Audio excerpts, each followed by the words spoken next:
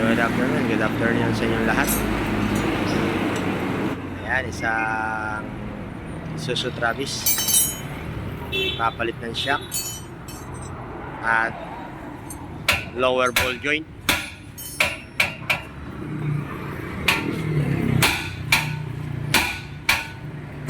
Lower ball joint. Isuzu Travis, yan, tanggal na. Kabilaan yan.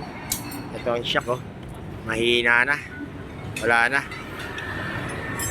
Wala siya. Hindi na maayos. Binabaklas. Lower ball joint. Dahil may kalampag. Alog na yung lower ball joint niya. Tapos yung shock, sira na rin. Babounce na. Malambot na siya. Saka yung upper ball joint din, suspension. Sama na rin yan. Ano, binabaklas. Masyado nang malambot. Kaya may kalampag siya. Isang Isuzu yan. Kabilaan na yan. Ayan, tinanggal yung shock na. Kabilaan. Ayan, baklas na yung shock.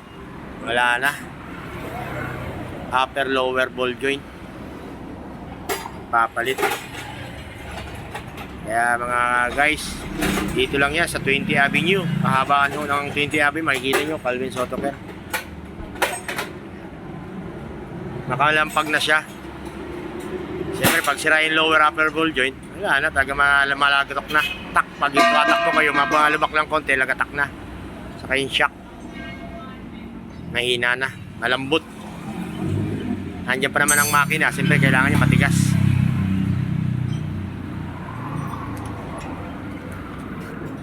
Isang Isuzu.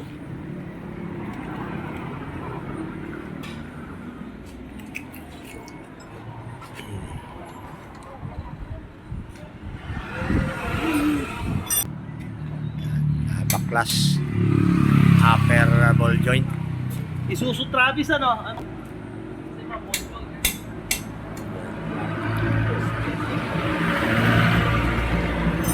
Gagamitan ng impact para mabilis pag matanggal.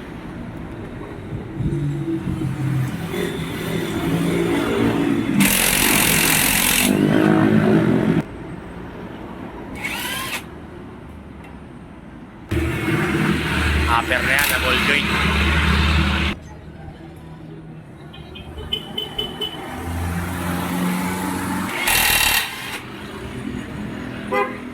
Yan, tanggal na.